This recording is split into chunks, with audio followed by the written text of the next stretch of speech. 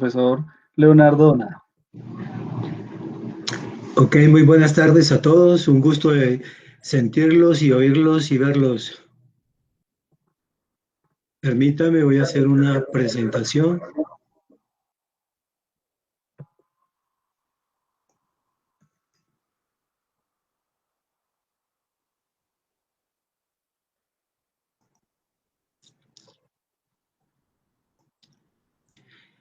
Ok, ¿ya están viendo la pantalla? Sí.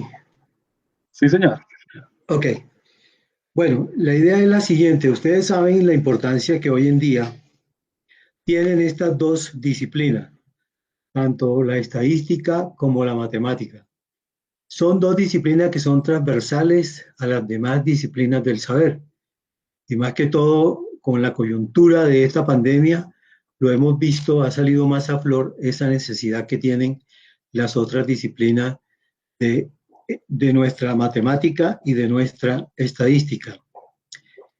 Lo que yo les voy a presentar en el momento es justamente que ustedes tengan la oportunidad de poder hacer una doble titulación con estadística o con matemática. No quiere decir esto que ustedes pierdan su objetivo central, por ejemplo, que tienen los ingenieros de ser ingenieros. Es todo lo contrario. Lo que queremos con una doble titulación con matemática o estadística es que puedan apalancar su ingeniería. Ustedes saben que, por ejemplo, la ingeniería se considera como una matemática aplicada. Y cuando el ingeniero estudia su carrera de ingeniería, pues estudia los diferentes procesos estándares de la disciplina de la ingeniería. Y entonces los asimila y entonces comienza a aplicar esos procesos estándares. Pero si además yo tengo una formación en matemáticas, puedo no solamente hacer ese desarrollo de la aplicación de los procesos estándares, sino que a su vez yo puedo crear nuevos procesos, optimizar procesos. Entonces, eso me va a dar una mayor, digamos, una mayor visión al espectro de la ingeniería. Entonces, no voy a ser un ingeniero del común, sino un ingeniero a otro nivel. Entonces, esa es la idea de que ustedes puedan complementar su formación que tienen en otras disciplinas como la ingeniería con la formación en matemáticas o en estadística. Concretamente, quiero presentarles lo que definió nuestro Consejo Directivo mediante un acuerdo para facilitar la doble titulación en matemáticas o en estadística.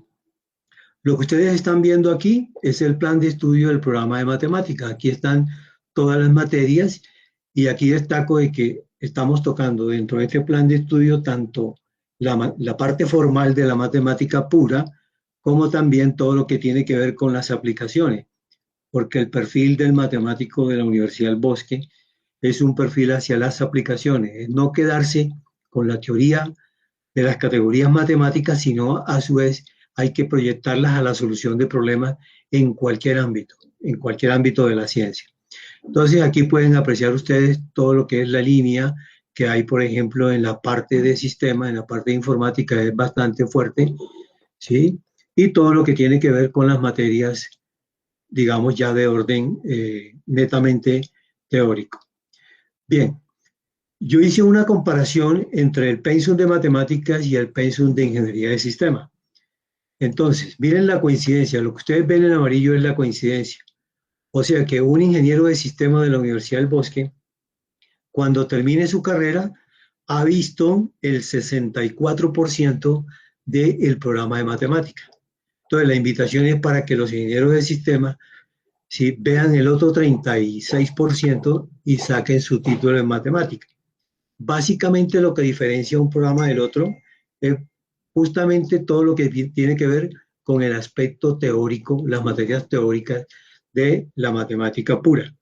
Bien, entonces fíjense que es una buena oportunidad porque en el acuerdo que hizo el Consejo Directivo permite que los ingenieros de sistemas se les valga todas estas materias que son comunes a los dos programas y únicamente complementen, ¿sí?, las materias que se ven exclusivamente en el programa de matemática. Mirando la coincidencia con los otros programas en electrónica, la coincidencia es del 44%. En industrial también es del 44%. En ambiental también es del 44% y con bioingeniería es del 39%. Aquí tengo también el programa de la carrera de estadística y también tiene, digamos, el mismo perfil. La idea es no quedarse con las teorías de la estadística, sino proyectarlas también hacia la solución de problemas. Eso, digamos, y se identifica mucho con lo que es, digamos, el perfil de los ingenieros. Entonces, al hacer también una comparación de los diferentes programas con el programa de estadística, la coincidencia, por ejemplo, con sistemas es del 47%, con electrónica es del 41%, con industrial la coincidencia es del 47%, con ambiental el 43% y con bioingeniería también fíjense que es un porcentaje considerable. Bien, ¿cuáles son los principales aspectos que tiene este acuerdo?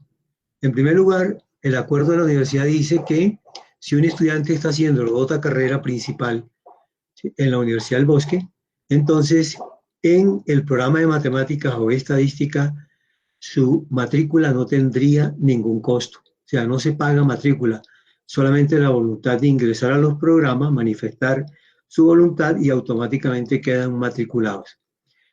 Aquí está lo que les mostraba ahorita en la presentación, y es que las asignaturas comunes a los programas se homologan automáticamente. También los créditos selectivos, o sea, si en los programas de ingeniería se ven una serie de créditos selectivos, esos mismos créditos selectivos se pueden también tomar en la carrera o son válidos automáticamente en la carrera de matemática o de estadística. Cuando sobren créditos, ¿sí?, cuando te abren créditos en la carrera principal, entonces esos créditos que sobran se pueden tomar en la carrera de matemática o estadística sin ningún costo. ¿Cuándo tendrían que cancelar? ¿Cuándo tendrían que pagar? Cuando en la carrera principal tomen todos los créditos del semestre respectivo, pero a su vez quieran tomar una o dos materias en la carrera de matemáticas o estadística. En ese caso, solamente se pagarían los créditos que tomen. O sea, no se paga la media matrícula, no se paga matrícula ni nada.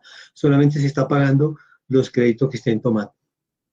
Entonces, repito, la idea con esto es que ustedes puedan obtener un título en matemática y en estadística y puedan apalancar, ¿sí?, la carrera que ustedes tienen principal, que es la carrera de ingeniería. O sea, no es cambiarles el objetivo, sino todo lo contrario, es fortalecer ese objetivo que ustedes tengan hacia la carrera que han elegido en el campo de la ingeniería.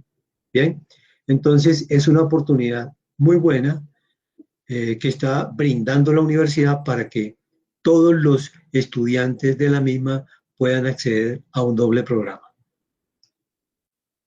Bien, ahí Carlitos, ahí dejo. Sigue, Carlitos. Perfecto. Mil gracias, profe Leo, por la presentación. De esa forma, entonces, inicio. A ver si aquí podemos ver pantalla. Perfecto. Ok, el webinar, entonces, asociándolo, por supuesto, a esta introducción que nos ha dado el profesor Donado sobre la doble titulación, es un tema supremamente importante para las carreras del futuro. Y una de las aplicaciones de las carreras del futuro precisamente son esa puesta en producción de algoritmos, puesta en producción de desarrollos hechos con inteligencia artificial que permitan la solución de problemáticas. Hay una gran necesidad importante y latente en el mundo donde se necesitan muchas soluciones y soluciones que sean eficaces, que tengan porcentajes de probabilidad altos, que tengan niveles de predicción altos y que sean muy flexibles y muy rápidas en cuanto a su monitoreo y acceso. Me voy a presentar, entonces, soy Carlos Puentes, soy profesor del Departamento de Matemáticas y Estadística, soy de base ingeniero electrónico, con muchos aquí compartimos ese don por la electrónica y por los sistemas, por supuesto, de tal forma entonces que he orientado cátedras de matemáticas para las ingenierías, ingeniería electrónica, sistemas, ambiental, industrial, bioingeniería, y la línea de profundización en ciencias computacionales del programa de matemáticas, asociándolo, por supuesto, al universo del Machine Learning. Soy magíster en docencia de la educación superior.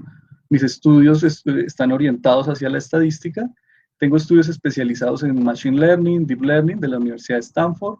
Soy investigador y coordinador de tecnología en la parte de tecnología del Instituto de Neurociencias y coordino actualmente la especialización con Google Architecting y Google Data Analyze con GCP. Inclusive algunos de los estudiantes de esa especialización también nos acompañan hoy. Por supuesto, amante a la investigación. Bien, para entrar en materia, entonces, una definición que nos puede introducir al universo del aprendizaje es la definición de aprendizaje que nos da el RAE, ¿no? Y observen ustedes que el aprendizaje se define como adquirir conocimiento de algo por medio de su estudio o por medio de la experiencia, ¿no? Pero si nos vamos al aprendizaje automático, la definición cambia un poquito. Entonces, es el proceso de adquisición de conocimiento de manera automática mediante la utilización de ejemplos de entrenamiento o experiencia de entrenamiento. Esto, digamos que se entiende mejor así. La programación tradicional ha venido trabajando por mucho tiempo a través de reglas. Reglas, obviamente con datos, que producen respuestas. Mientras que existe el paradigma del Machine Learning, es trabajar con los datos y las respuestas para generar reglas o políticas o modelos finales. Creo que alguien nos está pidiendo paso, regálenme un segundo. Perfecto. Ok. Entonces, ese es el paradigma. Rompe como tal la programación tradicional a el Machine Learning. Se trabaja entonces no por reglas, sino por experiencia. En el Machine Learning se aprende por ejemplos, por nuevas formas de aprendizaje en este caso, para producir reglas o políticas o modelos finales. Dentro de ese capítulo existen entonces diferentes tipos de aprendizaje. Está el aprendizaje supervisado, que se trabajan con los datos, ¿cierto? Y por supuesto con las etiquetas o las respuestas ya asociadas, ¿bien? De tal manera de que se entrena el modelo y puede ser para predicción o clasificación. Una segunda clase de aprendizaje es el aprendizaje no supervisado. Y ese aprendizaje no supervisado implica que estamos en presencia de los datos, más no de las etiquetas o de las respuestas. ¿Qué quiere decir? Que si observamos la data, no tenemos ninguna certeza de que esto es un clúster, esto es otro clúster o esto es otro clúster. De tal manera de que el algoritmo debe entrenarse de tal forma de que detecte cuáles son los clústeres de información y ante la presencia de un nuevo dato pueda entonces sectorizarlo o asociarlo a algún grupo de ellos. Entonces, en estos dos momentos, en estos dos primeros tipos de aprendizaje, tenemos los datos con etiquetas o respuestas en el supervisado, mientras que en el no supervisado no tenemos las etiquetas de salida. Y el aprendizaje por refuerzo, que estaría asociado entonces a esos datos, pero ahora se llaman allí estados, que producen respuestas. Son respuestas lógicas, unos y ceros, y que se van modificando en la medida en que tienen una recompensa. Esto, por lo general, se utiliza este tipo de aprendizaje para temas asociados a detección de ciertos parámetros lógicos, unos o ceros, que generen políticas supervisadas, por supuesto, o semisupervisadas. Los primeros dos tipos de aprendizaje identifican patrones. Eso es, digamos que el enfoque principal de estos dos tipos de aprendizaje. Mientras que el de refuerzo, que es el tercero que vemos aquí, define son políticas en cuanto al modelo. De tal manera entonces que un primer ejemplo que pudiésemos tener en mente es, bueno, si queremos construir un modelo mediante un aprendizaje supervisado que me identifique una manzana de un cupcake. Entonces tengo la data, en este caso que es la imagen, pero ya tengo en sí mismo la etiqueta. Y asimismo entonces con la segunda clasificación.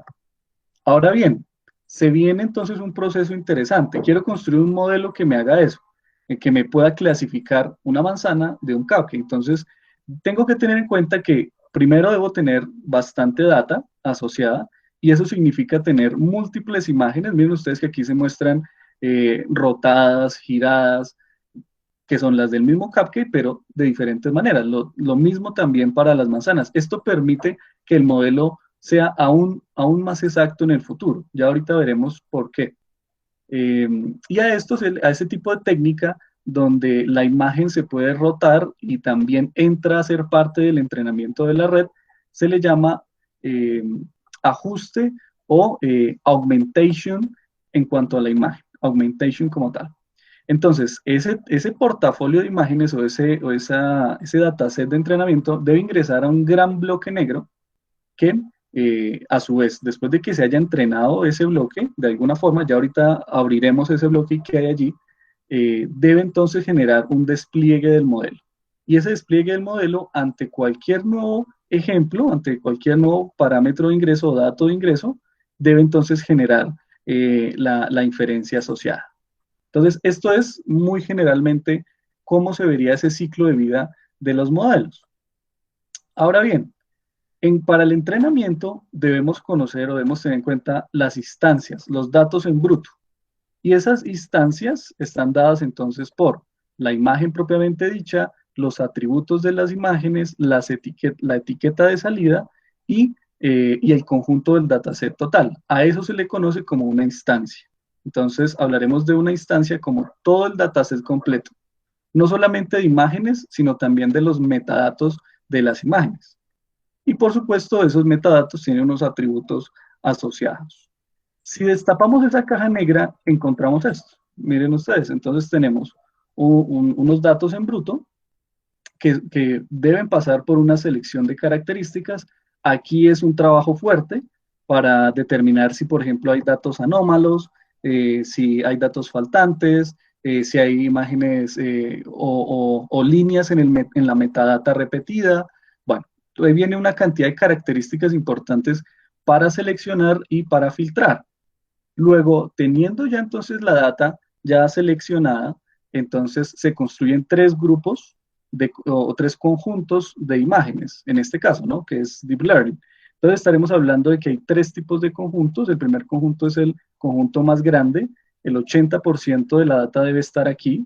Por lo general, hay otros autores que hablan del 70-75%, entonces eso ya es respetable con respecto al autor. Pero por lo general, o en mis modelos particularmente, trabajo con conjuntos de entrenamiento del 80% de la data seleccionada. Mientras que para validación lo utilizo el 10% y para testeo el otro 10%. De tal forma que entonces tengo el 100% de la información en estos tres cajones. Ahora bien, la pregunta de base es, bueno, ¿y cuál es la diferencia entre el conjunto de validación y el conjunto de testeo? En este caso, la validación se utiliza en el entrenamiento del modelo para validar, mientras que el conjunto de testeo de imágenes es después de haber obtenido el modelo final. Y allí entonces puedo hacer una evaluación y con base en eso entonces estimar los parámetros de precisión, de sensibilidad del modelo. Una vez tengo entonces como tal ya los conjuntos de datos estructurados, entonces paso a definir qué modelo, qué algoritmo me permite entonces o estaría asociado a solucionar la problemática. En el capítulo de Machine Learning, como vimos anteriormente, existen múltiples formas de aprendizaje. Está el aprendizaje supervisado, el no supervisado, el semisupervisado y el reforzado. Entonces, allí estimamos qué algoritmos de la gran cantidad que existen, son alrededor de unos 28 algoritmos. Seleccionamos allí, obviamente, que hacer un estudio, por supuesto, profundo allí para la selección del algoritmo y de la necesidad. Con eso definido, entonces, se entran a tener en cuenta diferentes parámetros asociados. Dentro de ellos, la cantidad de iteraciones que el modelo debe tener a la hora de entrenarse.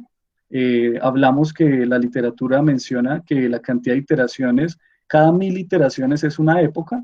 Entonces, hay modelos como el que les voy a mostrar ahorita, se entrenaron 30 épocas, o sea, una gran cantidad de iteraciones, pero fue inteligente en la medida en que hay una relación entre la curva de pérdida de información y error, y el error porcentual.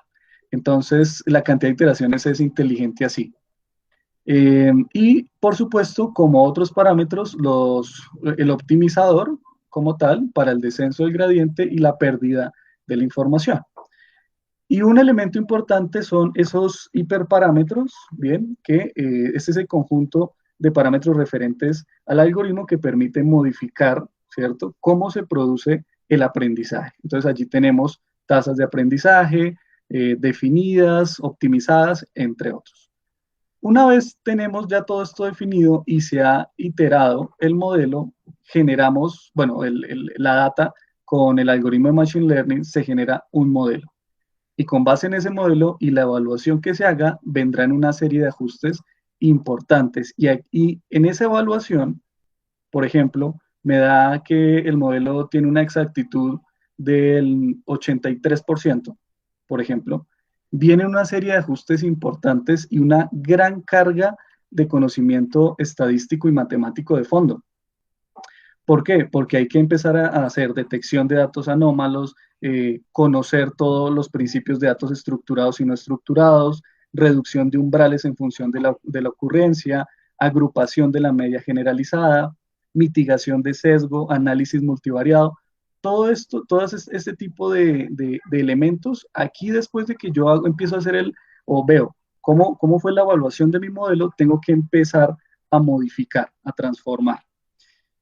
Por supuesto, mucha probabilidad. Aquí se maneja densidad de probabilidad, distribución de Poisson, o la binomial, o gaussiana, o gamma. Todo este tipo de teorías entran aquí, teorías probabilísticas, entran para modificar y para mejorar las probabilidades del modelo como tal. Entonces, la exactitud ya se puede subir al 93%, al 92%, y eso ya son indicadores que el modelo realmente es funcional. Una vez ya tenemos ese modelo construido y ajustado, con toda la herramienta estadística fuerte allí, ya podemos entonces generar una inferencia. Es decir, hay un despliegue del modelo que ante un nuevo dato, un dato que no fue, con el cual no fue entrenado, no es este dato bruto, sino un nuevo dato o dataset con una selección de características, por supuesto, puede entonces hacer una inferencia y determinar a qué clase pertenece ese nuevo dato. Entonces, allí ya estaría generando una clasificación como tal. Ahora bien, para sintetizar, entonces, la construcción del modelo o la canalización se puede ver de esta forma. Una serie de pasos importantes para construir este tipo de desarrollos. Y si bien tenemos claro, entonces, arrancamos como tal con toda una limpieza y un orden de la data. Esto es Data Analyze, el análisis de la data previa al entrenamiento. Entonces, quienes son analíticos de datos hacen toda esta limpieza, arrancando por una ingestión de la data, ¿cierto? Donde se trae la información desde varias bases de datos y se deja una sola metadata. Luego entonces se hace un análisis, unas transformaciones asociadas y se valida. Se valida que el dataset quede entonces de una forma estándar. Aquí hay un trabajo fuerte y los analíticos de datos son los que se encargan de organizar todo este caos. Inclusive hay carreras dedicadas a hacer todo este ajuste de datos. Eventualmente viene entonces el data splitting, que está asociado a la división de la data. Recordemos que vimos que cuando ya la data está tan bien ajustada y tan bien preparada, entonces debe pasar a particionarse en tres momentos, ¿no? Hay desarrolladores que solamente utilizan el dataset de entrenamiento y el dataset de validación. No hacen la tercera carpeta o el tercer conjunto, que es el de testeo. Eso también ya depende del investigador. De tal forma entonces que con la data ya dividida, entonces pasamos al entrenamiento. Y para ello entonces trabajamos o construimos el modelo, lo validamos y lo entrenamos a gran escala. Finalmente, entonces hay un despliegue del modelo que está asociado a un servicio, se monitorea, y esto es lo más importante también, después de que ya se ha tenido un servicio montado, se monitoree y tenga, por supuesto, un login o un acceso como tal. Estas son las fases de la construcción y puesta en servicio de un modelo con inteligencia artificial. Por supuesto, esto también a forma de síntesis, el entrenamiento. Todo el entrenamiento es todo un módulo. Luego viene un empaquetamiento. Aquí viene todo el HTML o, bueno, o cómo se vaya a montar el servicio, si va a ser en servidores en la nube o servidores locales. Entonces, todo esto se define allí y se empaqueta a una sola carpeta, a un solo proyecto asociado. Eventualmente, hay una evaluación de ese paquete o sí, de ese modelo final, un despliegue en la web y un monitoreo como tal. ¿Por qué? Porque debe tenerse monitoreo, porque es posible de que los datos, por ejemplo, no estén llegando del nuevo dataset o que no tenga buen rendimiento el modelo finalmente generado o que deba actualizarse, etcétera, etcétera. Ahora bien, entonces pasemos ya como tal, okay, a el objetivo de esta charla. Bien, eso como parte introductoria sobre lo que tiene que ver con Machine Learning y Deep Learning, por supuesto. Pero pasemos entonces al fuerte de este webinar, y es de qué forma o de qué manera pudiésemos generar un algoritmo que permita entonces clasificar imágenes dermatológicas con lesiones dermatológicas en diferentes tipos de enfermedades, ¿no? O de lesiones en la piel. Entonces, se define un objetivo, eso es lo más crucial. Antes de cualquier proyecto hay que definir un objetivo. El objetivo en este caso es crear una herramienta en línea, web, funcional, que permita indicar a los médicos y técnicos de laboratorio los 3 diagnósticos con mayor probabilidad para determinada lesión en la piel. Esto les ayudará a identificar rápidamente a los pacientes de alta prioridad y acelerar su flujo de trabajo, por supuesto. La aplicación debería producir un resultado en menos de 3 segundos. Claro, esto realmente inclusive puede hacerse en menos tiempo, pero hay que tener en cuenta que el modelo cuando carga por primera vez es un poquito más demorado. Estamos hablando de tal vez 8 o 9 segundos mientras carga el modelo o la huella neuronal final o el set con los parámetros cargando en la web. Entonces, tal vez se puede demorar en la primera vez, luego ya se puede hacer las predicciones muchísimo más rápido. Y asegurar la privacidad. Para asegurar esa privacidad, las imágenes deben ser preprocesadas y analizadas de forma local. ¿Bien? No es necesario subirlas a un servidor externo, ¿cierto? Para que luego sean analizadas y me genere un resultado, sino que lo ideal es que corran de forma local, es decir, puedan ser analizadas de manera local. Eso pues generaría una privacidad de la información. Bien, para ello, entonces, trabajamos en Colab. Yo creo que algunos ya lo han desarrollado, lo han trabajado. Conmigo hay estudiantes de aquí que pues hemos trabajado muchísimo en Colab, por supuesto por todas las bondades que tiene. Y miren ustedes que lo primero es conocer sobre qué estamos trabajando, sobre qué tipo de máquina estamos trabajando. Y aquí estamos trabajando sobre una Tesla P100. Esta máquina en el mercado está alrededor de, o sea, si se compra, está alrededor de los $93,000. Es una máquina, es una GPU dedicada a hacer este tipo de desarrollos profundos, de análisis profundo, con alta carga de información. Una Tesla P100 está muy bien valorada.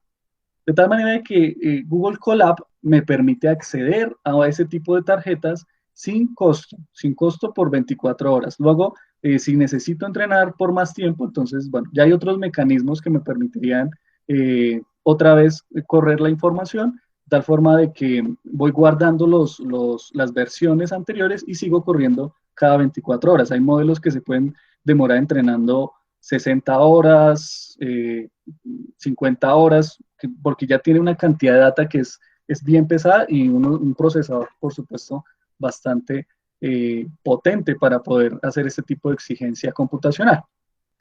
Ahora bien, entonces, bueno, y adicional, mencionar antes de avanzar que Colab es un servicio propio de G Suite y con la universidad tenemos G Suite, de tal forma que podemos acceder en cualquier momento a este tipo de máquinas de alto nivel computacional.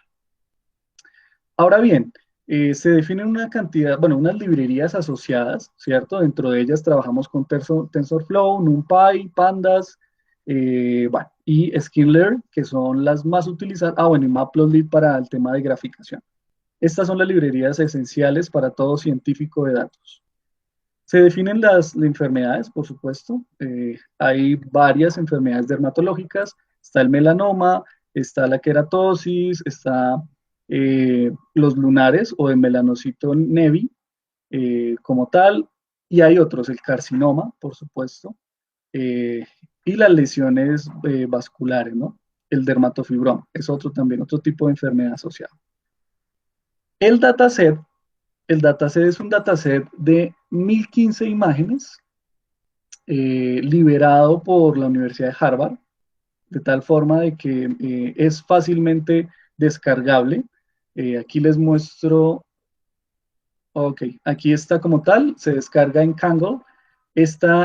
También es muy recomendable para bases de datos, inclusive ustedes pueden subir sus bases de datos allí, porque la forma en la que, por ejemplo, yo puedo hacer un procesamiento o un modelo como tal, aquí para descargar 2.6 gigas de información me demora solamente 4 segundos, descargando toda esa información. Mientras que si yo la tengo de forma local y la subo, tengo que esperar hasta que suban todas esas 10.000 imágenes y entonces eso puede ser un tiempo bastante largo. De tal forma de que si se sube a este tipo de servidores como Kaggle, pues podemos entonces almacenarlo una vez y luego llamamos la información. Por supuesto con un permiso o un punto JSON asociado a una cuenta específica.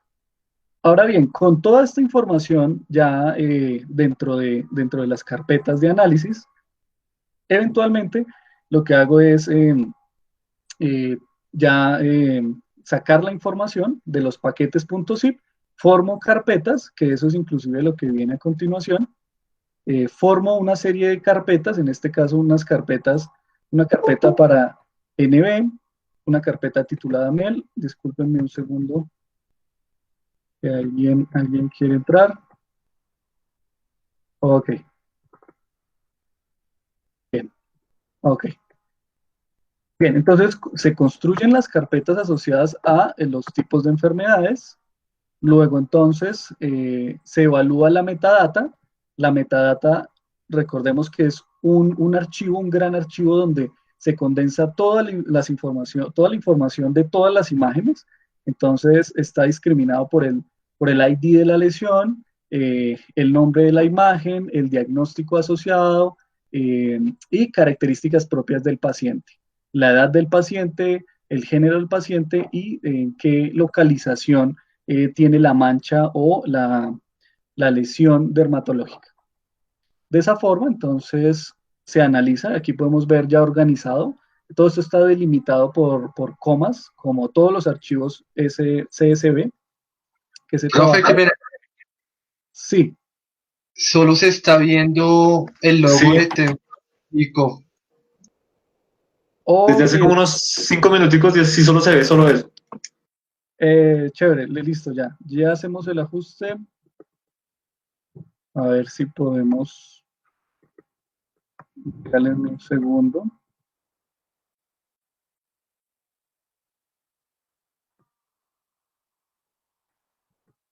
Ok, ahí ya lo vemos. Bien. Ok, les estaba mencionando que básicamente entonces Colab es uno de los compiladores o intérpretes, en este caso, del lenguaje Python, más utilizados para análisis y creación de modelos. Entonces, miren ustedes, les mencionaba que 2.6 gigas de información aquí se pueden descargar en 4 segundos.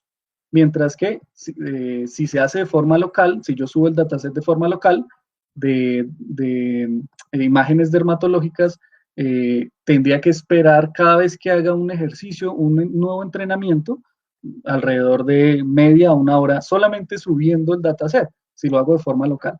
Pero si lo subo a estos tipos de servidores como Kaggle, pues va a ser una herramienta muy importante para descarga de la información. Una vez entonces tengo la data y la metadata, que era lo que les quería mostrar, bueno, que también aquí la podemos ver con una línea, con esta línea, podemos observar entonces el ID de la lesión, la imagen como tal, el título de la imagen, el diagnóstico asociado, la edad del paciente, el sexo y la localización de esa lesión. ¿Bien? De tal forma entonces que con esa información ya estructurada, entonces podemos pasar, bueno, antes de eso, un análisis de imágenes duplicadas, ¿no? Esto como procesamiento previo al entrenamiento. ¿Esto para qué? Bueno, para conocer entonces la cantidad de imágenes que pertenecen o que son únicas y otras imágenes que se duplicaron o que pueden ser parte de la misma evolución de la persona, solamente que se repitió la misma imagen como tal. Pero, como les decía en principio, sirve para el entrenamiento. Imágenes repetidas sirven. Imágenes que se puedan girar sirven. Y para eso hay algoritmos de augmentation que ayudan bastante bien en eso. Ahora bien, de tal manera entonces que ya teniendo seccionado las imágenes para entrenamiento y las imágenes para validación, que es precisamente lo que se hace acá, aquí tenemos para entrenamiento 9.077 imágenes y para validación 938 imágenes y distribuidas de esta forma, como lo vemos aquí en pantalla. Bien, eso para entrenamiento y esto para validación. Ok, ahora, bueno, esos son algoritmos que van a permitir entonces organizar la información. Luego debo todas las imágenes extrapolarlas allá a esas carpetas como tal. Hago un conteo de imágenes para ver que ciertamente hayan quedado de esa forma. Y aquí viene entonces lo de las transformaciones de imágenes. Todavía no hemos entrenado el modelo, solamente estamos conociendo la data, agrupando la data y haciéndole el augmentation. Ese augmentation aquí lo que hace en esencia es cambiarme las imágenes como tal, es decir, hacer una rotación de 30 grados, de 60 grados, de 90 grados, inclusive de muchos grados más. ¿Por qué? Porque eso también es válido. Veamos o tengamos en cuenta el siguiente ejemplo. Una persona que se le hace una tomografía o una imagen de rayos X, por ejemplo en el dorso, más bien. Una persona que se le haga este tipo de imagen de rayos X, será la misma persona que se haya tomado una primera foto bien estructurado frente como tal al aparato que le hace ese tipo de imagen, pero si se gira la persona un poquito, también es funcional, porque también se puede conocer si la persona tiene, por ejemplo, COVID o no lo tiene. Es decir, si la persona se gira o no se gira, el diagnóstico va a ser el mismo. De tal forma de que las imágenes que se puedan girar y rotar, que tengan la misma etiqueta de salida, también son funcionales. Entonces, ese tipo de algoritmos, y bueno, no solamente para eso, para rotación de imágenes y todo el tema, sino también para reducción de tamaño, son funcionales. Hay que reducir, en muchos de los algoritmos hay que reducir el tamaño de las imágenes que pueden estar en formatos de 1500 por tal vez 650 de resolución, e inclusive hay que bajarlos a 300 por 300, por ejemplo, o 255 por 255. Bueno, allí todo eso se puede hacer con el augmentation, en los algoritmos de augmentation. Aquí lo vemos, ¿no? Entonces, miren ustedes, aquí, estas son imágenes que se tomaron del dataset, pasaron por el augmentation y luego me generan otra cantidad de imágenes asociadas que también me sirven de entrenamiento a la red. Ok, con eso listo, entonces ya podemos pasar al modelo como tal. Entonces se define, en este caso con TensorFlow, se trabaja bajo la topología MobileNet. Hay muchas topologías y cada una depende de la necesidad final del usuario. Entonces hay distintos, hay Inception versión 1, 2, 3, hay ResNet 55, 101. Esos son las diferentes topologías de aprendizaje por transferencia que existen, pero que se adecúan con respecto a la necesidad. Ahora bien, esta como tal, bueno, aquí viene la red, son alrededor de 4.2 millones de parámetros asociados por todas las 90 capas que tiene esta topología de MobileNet y que son ajustables. Entonces, miren, aquí vemos la cantidad de capas, en este caso 93 capas tiene esta red de redes convolutivas, ¿no? Ahora bien, en cuanto a la arquitectura, yo necesito definir que sea no solamente una salida. Por lo general, miren ustedes que aquí la última capa o la última capa de neuronas tiene solamente una única salida, ¿bien? Pero yo necesito, por ejemplo, mi necesidad es que sean 7 salidas, porque son 7 tipos de enfermedades. Entonces, necesito cambiar los parámetros de la arquitectura y modificarlos. Entonces, ahí ya hago son varios ajustes los que se hacen, por supuesto, basándonos en toda la estadística del caso. Son varios parámetros que se deben modificar, varias funciones de activación que se deben modificar, y con base en eso, entonces defino ya como tal la red final que me va a entrenar el modelo. Quedó optimizada, inclusive se bajó el número de parámetros, bajó a 3.2 millones de parámetros con unos ajustes que hicimos posteriormente. Entrenamos el modelo, aquí se entrena el modelo, por supuesto, esto me parece súper clave porque aquí es donde yo le puedo dar mayor sensibilidad al entrenamiento del modelo con respecto a la enfermedad más crucial. Es decir, yo necesito que el instrumento sea muy sensible para el melanoma y no para las otras enfermedades, por supuesto. En la medida que sea más exacto, mejor.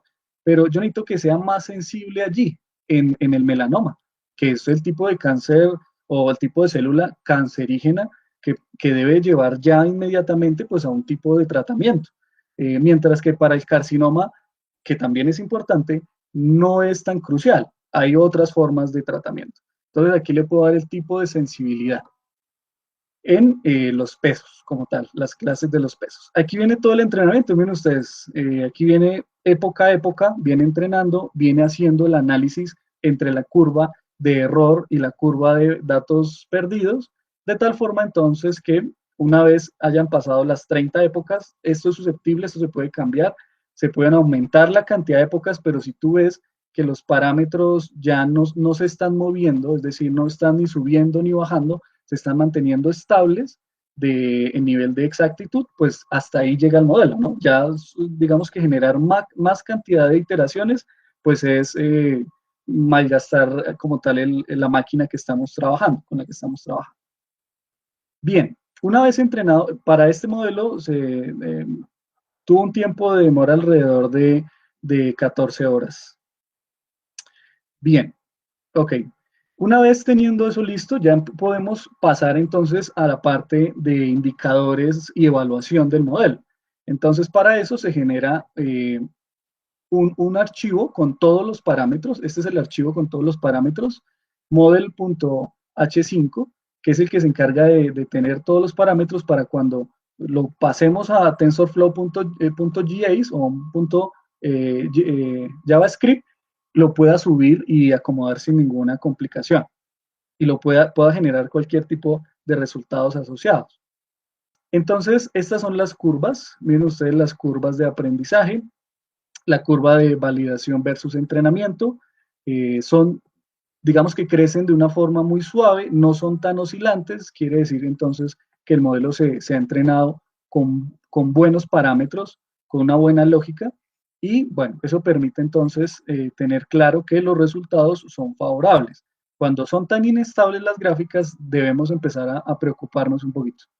Ahora bien, aquí en esta última parte les voy a mostrar los indicadores. Bueno, la curva de confusión, o más bien la matriz de confusión, es uno de los parámetros que nos da también certeza de que el modelo ciertamente cumple con lo que estamos buscando. Lo ideal es ver la diagonal principal de esa matriz de confusión con la mayor cantidad de números asociados. Es decir, por ejemplo, para un tipo de enfermedad, NB, ¿sí? Tiene asociada la mayor cantidad de imágenes. Luego hay otras que están distribuidas que verdaderamente el valor verdadero es NB, ¿sí? Ese tipo de enfermedad, pero por ejemplo lo predice como un melanoma, o es NB y tiene 3 imágenes que las pronostica como una enfermedad de categoría dermatofibroma, ¿no? Entonces, lo ideal, y así van a quedar los modelos hasta que se sigan ajustando más. Ahora, sin llegar a un overfitting, pero tampoco un underfitting. Pero lo ideal es poder llegar a tener esta diagonal principal con los números más grandes. Eso quiere decir que el modelo tiene una alta precisión. Si están distribuidos en las triangulares superiores o inferiores, quiere decir que el modelo es susceptible a seguirlo entrenando, a seguir cambiando hiperparámetros, a analizar la estadística profunda y la matemática para que obviamente genere una mayor precisión a la hora de la predicción. Bien, y los resultados son estos. Estos son los resultados de la investigación donde hablamos por precisión, exactitud y sensibilidad. Entonces, o memoria, ¿no? También se conoce como memoria. En cuanto a precisión, tiene una precisión según la media de un 91%, este modelo. Tiene una sensibilidad del 90% y tiene una exactitud del 90% de las imágenes. De tal forma de que esto, pues, por supuesto, ha sido un modelo que ha venido transformándose, que las primeras versiones del modelo no llegaron a este tipo de valores tan altos, pero que tocó empezarlos a transformar en la medida en que cambiamos hiperparámetros, en la medida en que se conoce o se mitiga el sesgo como tal, se conoce esa medida geométrica de los datos, esa distribución, se cambian los parámetros. Entonces, ante todo eso se pueden llegar a este tipo de resultados y eso implica una carga estadística y matemática bien profunda para poder llegar a ese tipo de valores de precisión, ¿no? Bien, ok. Finalmente, todo ese modelo, recordemos que, bueno, les dije anteriormente, es un punto H5, donde están toda la huella final de los parámetros de entrenamiento final, debe pasarse a un punto JavaScript para poderlo montar en la web. Entonces, se utiliza TensorFlow.js para hacer todo ese desarrollo. Y finalmente, bueno, hay unos recursos importantes por quienes quieran tener acceso a más información. Bueno, allí lo pueden encontrar. ¿Cuál es el resultado final? Este. Entonces aquí vemos el resultado como tal. Vemos que está montado sobre un servicio web. Carga en un primer momento cuando yo doy enter y entro por primera vez. Fíjense ustedes que se demora en cargar. Bueno, ahorita como ya el modelo está cargado en las cookies de mi computador, pues entonces carga muy rápido. Pero cuando es por primera vez que se carga, inclusive esto se puede o está funcional para el celular, la tablet, entre otros, se demora un poquito por cargando la primera vez. Pero luego, por ejemplo, esta es una imagen que siempre va a cargar por defecto, pero, bueno, y aquí yo puedo analizar los resultados estadísticos de probabilidad de tipo de enfermedad y su probabilidad asociada. Ahora bien, vamos a cambiar esa imagen, vamos a poner otra imagen. Supongamos que tenemos un dataset completo, estos son carcinomas, por ejemplo. Entonces, ok, ahí vemos entonces las estadísticas asociadas. En un segundo, hagamos otra prueba.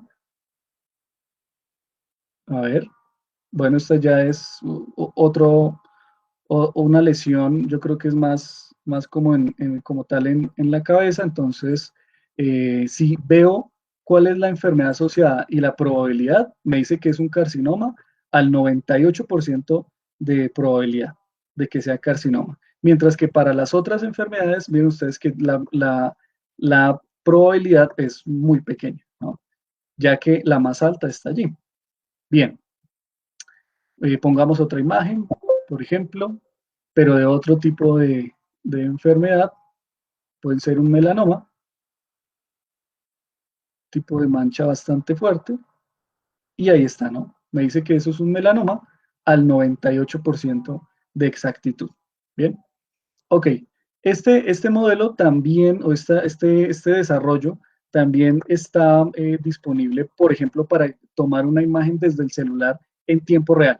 Entonces, con este mismo link, acceden allí, se toman una fotografía desde el celular y bueno, y genera entonces, esto es un prototipo, ¿no? Es claro que hay que mencionar que es un prototipo porque está en etapa de validación, pero se puede tomar la imagen y carga inmediatamente sobre la página y me da entonces los indicadores de si es melanoma, si es un melanocito nevi, si es queratosis, eh, si es carcinoma o si es dermatofibroma, que son las enfermedades, digamos que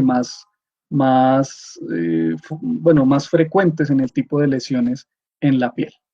Bien, bueno, y termino mi presentación con este cuadro, donde hay que tener claro esto, chicos, para los estudiantes, para los profes, también para los egresados. Hay tres niveles operativos en este tipo de desarrollos de Machine Learning o de Deep Learning. Claramente, están los DeepOps, que son los que se encargan de toda la parte auxiliar o de control en tiempo real de este tipo de modelos que podemos generar, ¿no? Entonces, estas personas que se encargan de toda la parte técnica son los que hacen, por ejemplo, la versión, se encargan de las versiones del código, de que haya un testeo en la validación, de que haga un despliegue como tal, o de que haya, por ejemplo, un desempeño del modelo óptimo. Ellos se encargan de la parte técnica de estos modelos, ¿ven? Pero miren ustedes que hay ciertas funciones que estos auxiliares de desarrollo no aplican, ¿no?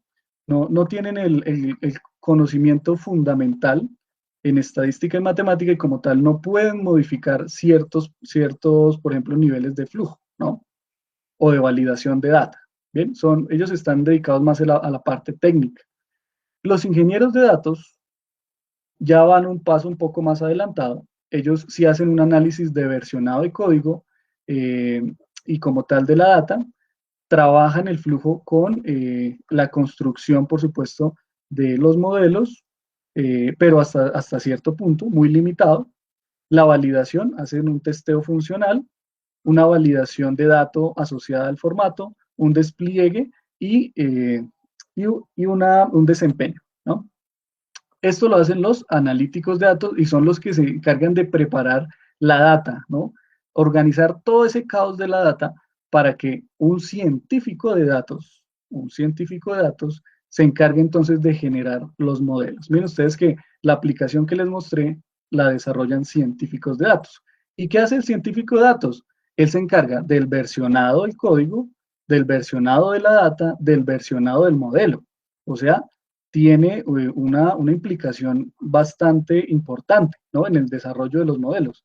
En cuanto al flujo, él se encarga, el científico de datos se encarga del entrenamiento y de la inferencia de los modelos, para la validación del testeo y de la validación como tal.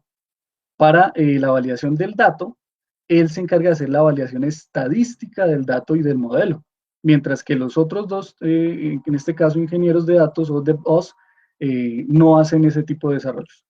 Y en cuanto al despliegue, los científicos de datos, en este caso, hacen un despliegue muy completo como tal de las aplicaciones y en monitoreo, en este caso para desempeño, se encarga el científico de datos de hacer monitorización, desempeño previamente, por supuesto, monitorización estadística y monitorización diferencial. Este es el perfil muy completo, ¿no? Es el perfil de los matemáticos y los estadísticos que se van por la línea de ciencias de la computación. Este es el perfil como tal. Entonces, un perfil mucho más completo que, bueno, que otros papeles que también existen, ¿no? Bien. Termino con esta frase, el webinar, para darle paso al doctor Aristizábal, que nos dé unas palabras de cierre. Y bueno, ciertamente, aprender es mejor haciendo, ¿no? Aprender es mejor haciendo.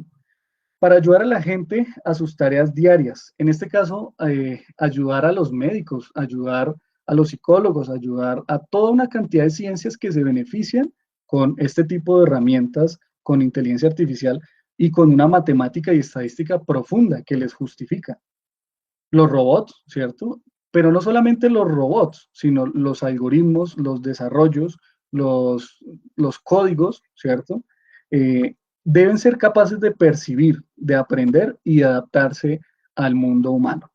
Él es Vincent Van Clot, él es el director principal y el investigador principal de Google Robotics en Estados Unidos. Con eso entonces termino y le doy entonces paso al doctor Aristizábal para que nos dé unas palabras. Bueno, y antes de pasar, voy a enviarles al chat el formulario para los que estén interesados de la doble titulación con matemáticas y estadística. Listo, doctor Gerardo. Pregunta. Yo creo que todo está dicho y simplemente yo quería saludarlos y la Facultad de Ciencias está con los brazos abiertos para todo el que quiera venir a profundizar en estas disciplinas, que por el abandono en que las han mantenido estos países en vía de su desarrollo, creo yo que es precisamente una de las causas fundamental. Y nos enseñaron que si no éramos, no nos metiéramos no nos fuéramos por el lado de matemáticas. Y desde el elemental le comienzan a uno a armar el terror por las matemáticas. Cuando las matemáticas están en todo. Y el que no aprenda matemáticas, lo menos que le puede pasar es que lo engañen en el mercado. De manera que es una disciplina que es transversal a toda la actividad del ser humano. Y creo yo que debiéramos quitarnos de encima la idea de que son muy difíciles. No son fáciles, pero todo el mundo debe tener este elemento fundamental para desempeñarse en la vida. Desarrollar el pensamiento lógico matemático le permite al individuo establecer muy fácil el camino para conocer y para responder alguna pregunta. De manera que están todos cordialmente invitados. Y bienvenidos a los que les interesen.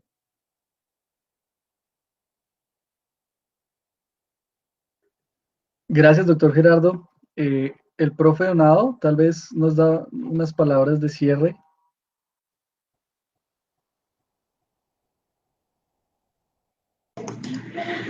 Ok, lo que el profesor Carlos mostró es uno de los aspectos importantes que tenemos en donde la matemática y la estadística son fundamentales.